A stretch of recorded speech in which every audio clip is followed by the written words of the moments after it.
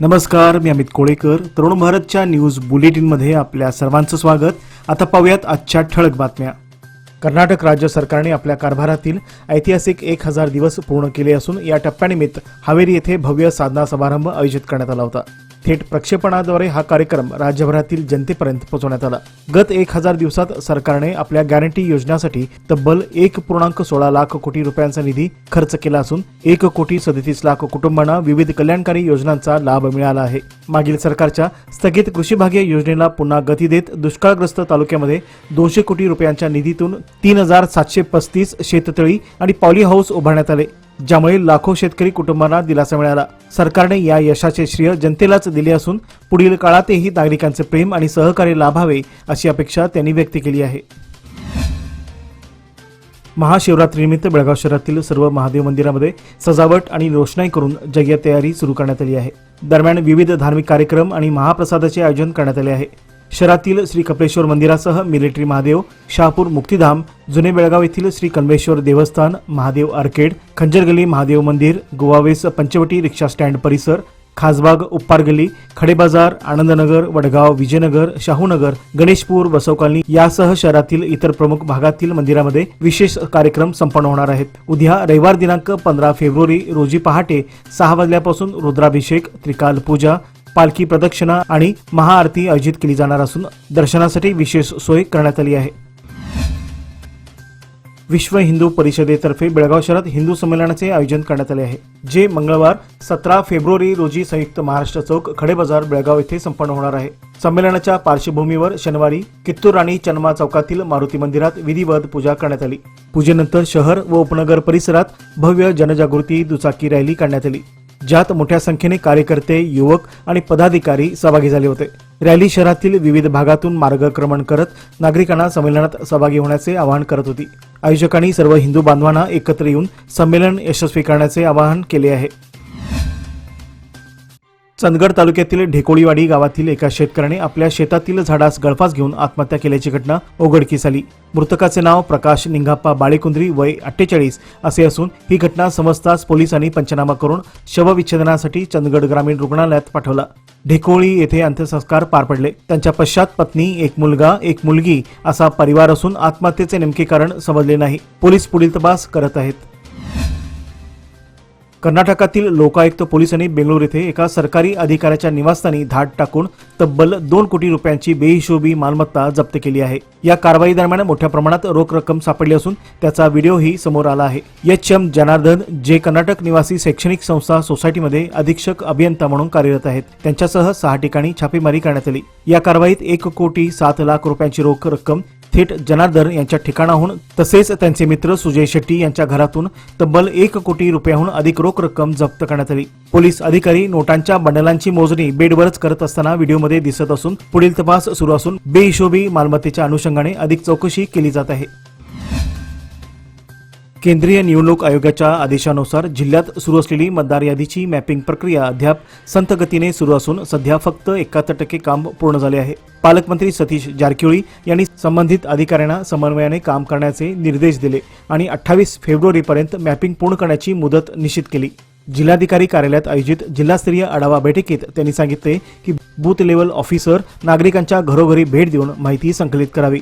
नवीन नाव नोंदणी, पत्त्यातील बदल व इतर दुरुस्त्या करताना आवश्यक कागदपत्रांची काटेकोर पडताळणी करावी आणि यासाठी जन्मदाखला अनिवार्य असल्याचे त्यांनी स्पष्ट केले. शेवटी पालकमंत्री यांनी स्पष्ट केले की जिल्ह्यातील मतदारांची संख्या कमी झालेली नसून फक्त तांत्रिक पडताळणी प्रक्रियेसाठी काम सुरू आहे. रशियात काम देण्याचे सांगून बेळगाव शहरातील 37 तरुणांना पाऊण कोटी रुपयांचा गंडा घालणाऱ्या एका डॉक्टराविरोधात खडेबाजार पोलीस स्थानकात एफआयआर दाखल करण्यात आला आहे.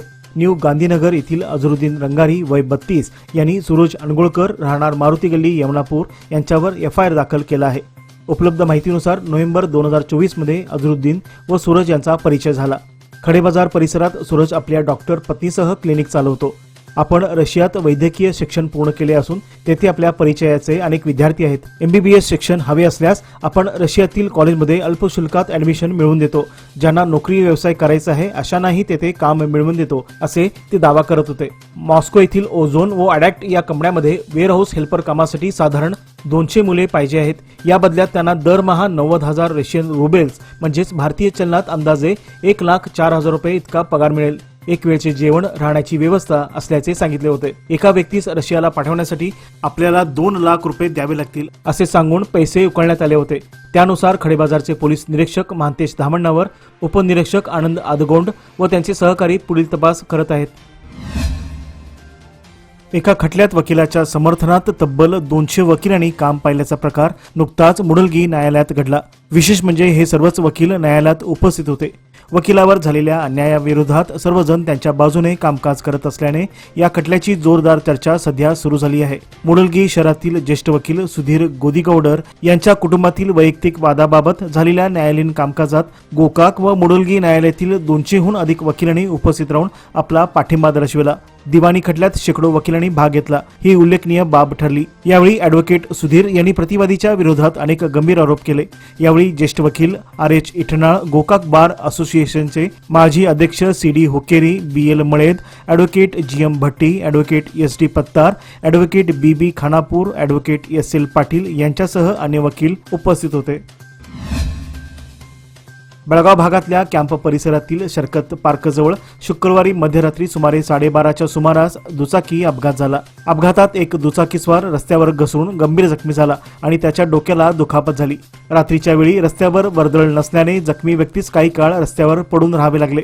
दरम्यान एका जागरूक नागरिकांनी समाजसेवक अवधूत तुडवेकर यांना आणि त्यांच्या सहकाऱ्यांना सदर घटनेची माहिती दिली, ज्यामुळे जखमीला तात्काळ रहदारी पोलिसांच्या मदतीने जिल्हा रुग्णालयात दाखल करण्यात आले.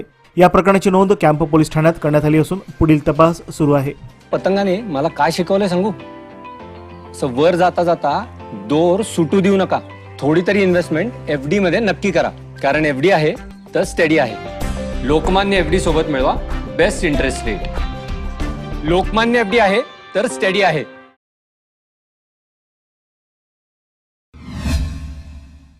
बेळगाव उत्तरचे आमदार आसिफ सेठ यांनी पोलीस मुख्यालय येथे नवीन इमारतीची पायाभरणी केली, जी पोलीस कर्मचाऱ्यांसाठी कार्यक्षमता वाढवेल आणि कामाचे सुधारित वातावरण निर्माण करेल असा अंदाज व्यक्त केला जात आहे. यावेळी आमदारांनी कायदा अंमलबजावणी संस्थांना आधुनिक पायाभूत सुविधा देण्याचे महत्त्व अधोरेखित केले. त्यांनी नागरिकांसाठी अधिक चांगल्या सेवा सुनिश्चित करण्याची गरजही सांगितली. पायाभरणी समारंभास पोलीस विभागाचे अधिकारी तसेच इतर मान्यवर उपस्थित होते. बेळगावच्या उद्यमबाग परिसरात शुक्रवारी रात्री एका ट्रकला अचानक आग लागल्याने परिसरात खळबळ माजली. आगीमुळे काही काळ गोंधळाचे वातावरण निर्माण झाले होते. घटनेची माहिती मिळताच अग्निशमन दलाचे कर्मचारी तात्काळ घटनास्थळी दाखल झाले आणि त्यांनी आग आटोक्यात आणली. सुदैवाने या घटनेत कोणतीही जीवितहानी झाली नसल्याचे वृत्त आहे. संबंधित ट्रकची मालकी व आगीचे नेमके कारण अद्याप स्पष्ट झाले नसून नागरिकांकडून पुढील तपास सुरू असल्याची माहिती मिळाली आहे. बेळगाव जिल्हा भारतीय जनता पक्षाचे अध्यक्ष सुभाष पाटील यांनी आयोजित पत्रकार परिषदेत राज्यातील काँग्रेस सरकारवर भ्रष्टाचाराचे गंभीर आरोप केले आहेत. त्यांनी म्हटले आहे की देशातील सर्वाधिक भ्रष्ट पक्ष काँग्रेस असून कर्नाटकमध्ये सत्तेत असलेल्या सिद्धरामय्या सरकारने वाल्मिकी महामंडळ आणि अबकारी विभागात हजारो कोटी रुपयांचा भ्रष्टाचार केला आहे. राज्य सरकारने विविध प्रकरणातून पैसे गोळा करण्याचा व्यवसाय सुरू केल्याचा तसेच शेतकरी आणि सरकारी कंत्राटदारांच्या आत्महत्यांचा वाढता त्रास सुरू असल्याचा आरोप त्यांनी केला. केंद्र सरकारच्या किसान योजनेअंतर्गत निधी राज्य सरकारने वितरित केला नसल्याचे तसेच महिला सुरक्षिततेचा प्रश्न ढासळल्याचेही त्यांनी नमूद केले. सत्ताधारी काँग्रेस सरकार स्वतःची तिजोरी भरण्यात व्यस्त असून विकास कामे ठप्प पडली आहेत आणि युवकांमध्ये बेरोजगारी वाढल्याचेही त्यांनी स्पष्ट केले. केंद्र सरकारच्या महत्वाकांक्षी मनरेगा योजनेचे नाव बदलण्याच्या हालचाली विरोधात देसूर काँग्रेस कमिटीने तीव्र भूमिका घेतली आहे. युवा नेते मृणाल हेब्बाळकर यांच्या नेतृत्वाखाली देसूर येथील ग्रामपंचायत विकास अधिकाऱ्यांना निवेदन सादर करण्यात आले. यावेळी कार्यकर्त्यांनी सांगितले की मनरेगा ही ग्रामीण भागातील गरजू आणि मजूर वर्गाला हमी रोजगार देणारी महत्वाची योजना आहे. या योजनेशी सर्वसामान्यांच्या भावना जोडलेल्या असून तिचे नाव बदलण्याचा कोणताही प्रयत्न सहन केला जाणार नाही. निवेदनामध्ये मनरेगा योजनेचे मूळ स्वरूप कायम ठेवून ती अधिक प्रभावीपणे राबवावी अशी मागणी यावेळी करण्यात आली. तसेच नाव बदलण्याचा निर्णय घेतल्यास तीव्र आंदोलन छेडण्याचा इशाराही देण्यात आला. यावेळी देसूर काँग्रेस कमिटीचे पदाधिकारी, कार्यकर्ते आणि ग्रामस्थ मोठ्या संख्येने उपस्थित होते. कर्नाटक राज्य बाल हक्क संरक्षण आयोगाचे अध्यक्ष शशीधर कोसंबे यांनी शुक्रवारी बेळगाव येथील खडेबाजार पोलीस स्थानकाला अचानक भेट देत विशेष बाल पोलीस युनिटच्या कामकाजाची पाहणी केली. बाल न्याय अर्थात बालकांचे संगोपन व संरक्षण 2015 व आदर्श नियम 2016 नुसार पदसिद्ध अधिकाऱ्यांची माहिती व बाल सहायता वाणी 1098 चा फलक तात्काळ लावण्याचे निर्देश देण्यात आले. बालकांशी संबंधित प्रकरणाची नोंद अद्ययावत ठेवून अपहरण, पोक्सो व बालविवाह प्रकरणाचे अहवाल वेळेत सादर करण्याचे आदेश देण्यात आले. तसेच त्रुटींची यादी जिल्हा पोलीस अधीक्षकाकडे सादर करण्याच्या सूचनाही यावेळी करण्यात आल्या. आथरी पोलिसांनी रस्ते सुरक्षा व अपघात नियंत्रणासाठी विशेष मोहीम राबवून ट्रॅक्टरवर बेकायदेशीररित्या बसवण्यात आलेले आणि मोठ्या आवाजात वाजवण्यात येणारे साऊंड सिस्टीम हटविले. या कारवाई दरम्यान संबंधित चालकावर गुन्हे दाखल करून साऊंड सिस्टीम जप्त करण्यात आले. जिल्हा पोलीस प्रमुख के रामराजन यांच्या निर्देशानुसार ही मोहीम राबवण्यात आली. ऊस व अवजड माल वाहतूक करणाऱ्या अनेक ट्रॅक्टरवर उच्च क्षमतेची ध्वनिक्षेपक यंत्रणा बसविल्याने नागरिकांना त्रास होत असून अपघाताचा धोका वाढत असल्याचे पोलिसांनी नमूद केले. वाहतूक नियमांचे उल्लंघन करणाऱ्यावर कठोर कारवाई केली जाईल असा इशारा देत पोलिसांनी वाहनधारकांना नियमांचे पालन करण्याचे आवाहन केले आहे. चंदगड तालुक्यातील देवरवाडी गावातील सुप्रसिद्ध श्री वैजनाथ देवालयात उद्या रविवारी 15 फेब्रुवारी रोजी महाशिवरात्री मोठ्या उत्साहात भक्तिभावाने साजरा केला जाणार आहे. यंदा नूतन वैजनाथ देवस्थान स्थानिक सल्लागार समितीकडून उत्सवाचे व्यापक नियोजन करण्यात आले असून भाविकांसाठी विविध धार्मिक कार्यक्रमाची आखणी करण्यात आली आहे. शनिवारी मध्यरात्री 12 वाजल्यापासून रविवारी पहाटे 5:30 वाजेपर्यंत महादेवाचा अभिषेक विधी पार पडणार असून त्यानंतर महाशिवरात्री उत्सवाला औपचारिक सुरुवात होईल. दिवसभर विविध धार्मिक विधींचे आयोजन करण्यात आले असून रात्री यमपूजनानंतर महाशिवरात्रीची सांगता होणार आहे. तर सोमवारी महाप्रसादाचे वितरण होईल. नूतन वैजनाथ देवस्थान स्थानिक सल्लागार उपसमितीकडून सीमाभागासह पंचक्रोशीतील भाविकांना उपस्थित राहून दर्शन घेण्याचे आवाहन करण्यात आले आहे. दरम्यान संपूर्ण गावात भक्तिमय वातावरण निर्माण झाले आहे.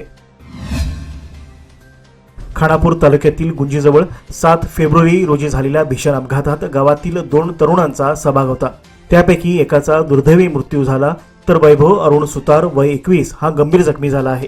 या अपघातात वैभवच्या कमरेला, पायाला, पोटाला तसेच डोक्याला गंभीर दुखापत झाली असून त्याच्यावर सध्या एका खासगी रुग्णालयात उपचार सुरू आहेत.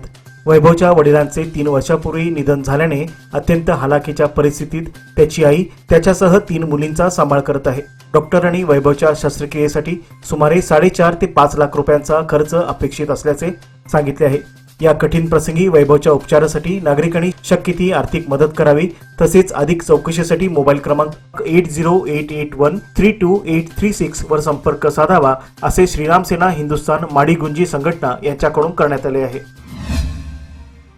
आमदार आसिफ शेठ यांनी बेळगाव शहर रिझर्व्ह पोलीस दलातील संगमेश यांना प्रतिष्ठित बर्गमॅन 102 ॲड्युरन्स स्पर्धेत प्रथम क्रमांक मिळाल्याबद्दल अभिनंदन केले आहे. या यशामुळे त्यांच्या उत्कृष्ट शिस्त, ठाम निर्धार आणि सातत्यपूर्ण बांधिलकीचा पुरावा मिळतो. आमदारांनी संगमेश यांचा सत्कार करत त्यांच्या समर्पणाची प्रशंसा केली आहे आणि असे यश केवळ पोलीस विभागासाठीच नव्हे तर संपूर्ण जिल्ह्यासाठी अभिमानाचे आहे असे सांगितले. महिन्याच्या शेवटी होत असलेल्या श्रीलंकेतील आंतरराष्ट्रीय स्पर्धेसाठी संगमेश यांना संपूर्ण पाठिंबा देत भविष्यातील यशस्वी वाटचालीस शुभेच्छाही दिल्या आहेत. या प्रसंगी युवा नेते अहमद सेठ हे उपस्थित होते. याचबरोबर आजचे बातमीपत्र येथे संपले. अधिक माहिती आणि ताज्या घडामोडीकरता पाहत रहा तरुण भारत न्यूज चॅनल. तसंच आमच्या चॅनलला लाईक, शेअर आणि सबस्क्राईब करायला विसरू नका. विश्वासार्ह बातम्यांसाठी दररोज वाचा दैनिक तरुण भारत. धन्यवाद.